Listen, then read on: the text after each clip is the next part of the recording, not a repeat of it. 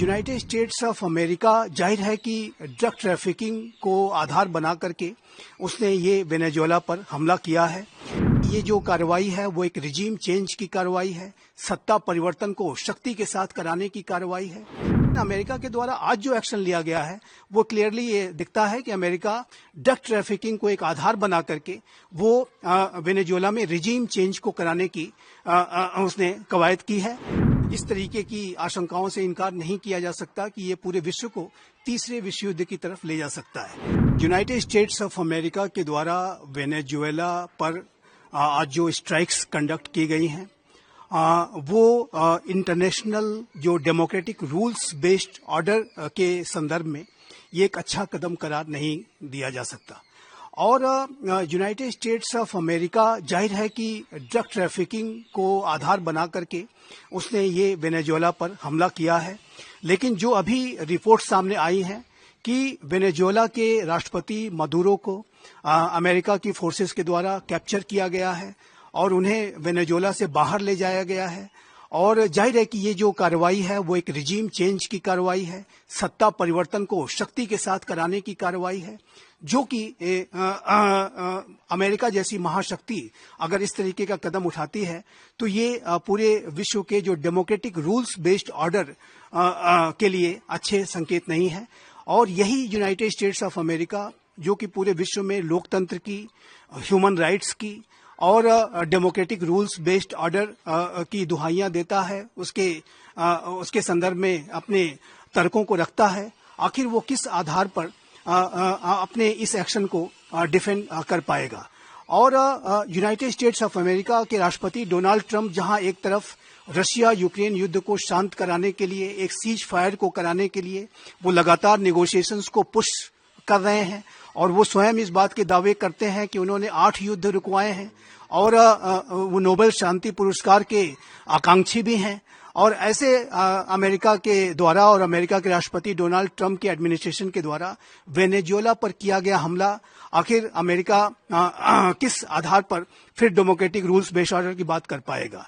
और यदि इसी तरीके के ट्रेंड्स अंतर्राष्ट्रीय समुदाय में महाशक्तियों के द्वारा जारी किए जाते रहे तो फिर भविष्य में जो चाइना है वो ताइवान के ऊपर भी किसी तरीके का स्पेशल मिलिट्री ऑपरेशन को लॉन्च करके उसे वो जस्टिफाई करने की कोशिश करेगा और तब अमेरिका किस आधार पर उसे रोकेगा, ये भी प्रश्न है। और वर्तमान समय में अमेरिका के द्वारा रशिया की इस बात की बड़ी आलोचना की जाती है कि रशिया ने फरवरी 2022 में एक स्पेशल मिलिट्री ऑपरेशन के माध्यम से यूक्रेन पर हमला कर दिया।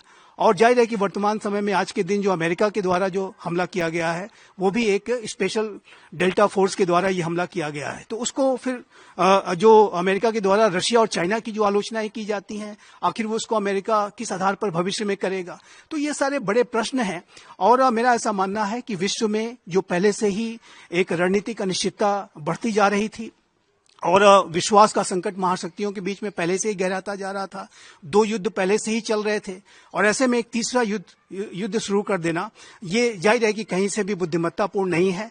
ड्रग ट्रैफिकिंग का देखिए जो विषय है वो बहुत ही महत्वपूर्ण है और ड्रग ट्रैफिकिंग पूरी मानवता के समक्ष एक चैलेंज है और अमेरिका पहले से ही कैरेबियन सीज में ड्रग ट्रैफिकिंग के खिलाफ कार्रवाइयां कर रहा था। लेकिन अमेरिका के द्वारा आज जो एक्शन लिया गया है वो क्लियरली ये दिखता है कि अमेरिका ड्रग ट्रैफिकिंग को एक आधार बना करके वो वेनेजुएला में रिजीम चेंज को कराने की उसने कवायद की है।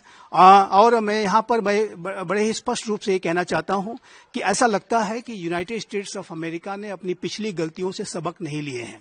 यूनाइटेड स्टेट्स ऑफ अमेरिका 2003 में जब उसने इराक पर हमला किया था और उस समय अमेरिका के राष्ट्रपति जॉर्ज डब्ल्यू बुश हुआ करते थे और उन्होंने सद्दाम हुसैन के ऊपर इस बात का आरोप लगा करके कि Saddam Hussain nuclear weapons develop कर रहा है, उन्होंने ये हमला कर दिया था। और उस हमले में ब्रिटेन और उस समय के तत्कालीन ब्रिटिश प्रधानमंत्री टोनी ब्लेयर और 2 अन्य यूरोपीय राष्ट्रों के द्वारा मिलकर के ये हमला किया गया था। और उस समय यूनाइटेड नेशंस के सेक्रेटरी जनरल कोफी अनान इस बात को लगातार कहते रह गए और ये आग्रह करते रह गए अमेरिका से और ब्रिटेन से कि आप ये हमला न करें, क्योंकि सद्दाम हुसैन के विरुद्ध कोई ऐसे प्रमाण नहीं मिले हैं कि वो न्यूक्लियर वेपन्स डेवलप कर रहा है। उसके बावजूद भी अमेरिका ने ये हमला किया और जाहिर है कि उस हमले का जो लक्ष्य था वो सद्दाम हुसैन के रिजीम को बदलने का था। यहाँ पे जो वेनेजुएला पर अटैक है वो ड्रग ट्रैफिकिंग का बहाना है, बात कुछ और है। दुनिया का सबसे बड़ा तेल उत्पादक देश। देखिए, निसंदेह वेनेजुएला के पास जो ऑयल के जो रिजर्व्स हैं वो अकूत हैं और सबसे ज्यादा वो ऑयल रिजर्व्स होने का भी दावा करता है। और जाहिर है कि ये जो ऑयल रिजर्व्स हैं उसके ऊपर पूरे विश्व की एक दृष्टि रहती है। अमेरिका के राष्ट्रपति डोनाल्ड ट्रंप भी इस बात को जानते हैं कि उसके पास अकूत ऑयल की जो संपदा है, लेकिन जो इस तरीके का एक्शन लेना कि जो रिजीम यदि आपके साथ कोऑपरेट नहीं कर रही है या आपके विचारों से वो मेल नहीं खाती है, तो ऐसी रिजीम को शक्ति के माध्यम से बदल देना और किसी आधार को बना करके कि वो ड्रग ट्रैफिकिंग में शामिल थे इत्यादि इत्यादि, ये जो अच्छे ट्रेंड्स नहीं है।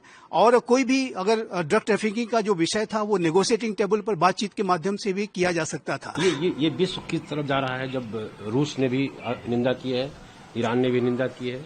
देखिए, ये इस तरीके के जो ट्रेंड्स अगर महाशक्तियां जारी रखती हैं तो आने वाले समय में ये पूरे विश्व को बड़े संकट में डालने का काम कर सकता है। और इस तरीके की आशंकाओं से इनकार नहीं किया जा सकता कि ये पूरे विश्व को तीसरे विश्व युद्ध की तरफ ले जा सकता है।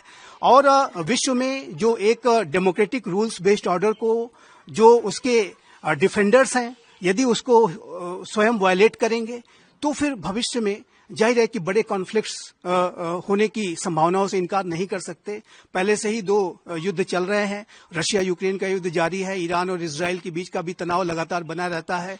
और जाहिर है कि जैसे कि डोनाल्ड ट्रंप कहते हैं कि हमने अनेक युद्धों को शांत कराया, तो वो दावे तो बड़े करते हैं लेकिन उनके जो एक्शंस हैं वो उन दावों के विपरीत दिखाई देते हैं। और ये जो वेनेजुएला के ऊपर जो हमला किया गया है वो जाहिर है कि विश्व के डेमोक्रेटिक रूल्स बेस्ड ऑर्डर के संदर्भ में ये अच्छा कदम नहीं कहा जा सकता। अमेरिका अलग थलग पड़ सकता है इस वेनेजुएला पर हमले के बाद?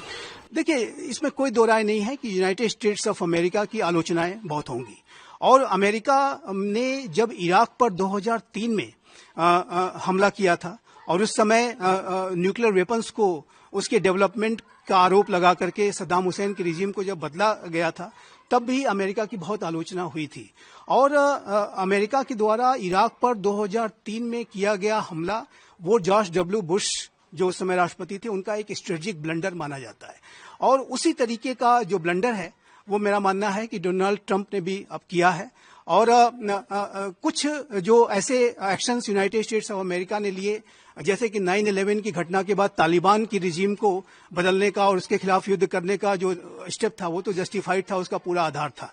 लेकिन इस तरीके का जो एक्शन लेना कि ड्रग ट्रैफिकिंग के विषय को आधार बनाते हुए किसी राष्ट्र के ऊपर हमला कर देना और वहां के राष्ट्रपति को कैप्चर कर लेना और वहां की पूरी रिजीम को बदल देना, ये मेरे असेसमेंट के मुताबिक ये अच्छे संकेत नहीं है।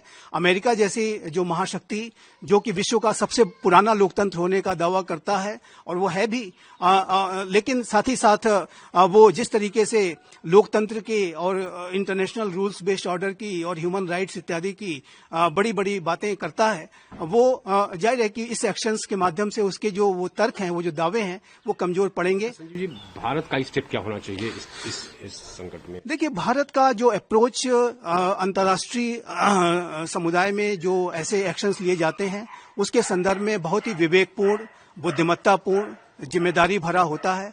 भारत जाहिर है कि विदेश नीति में नॉन इंटरफेरेंस उसका एक अभिन्न पार्ट है।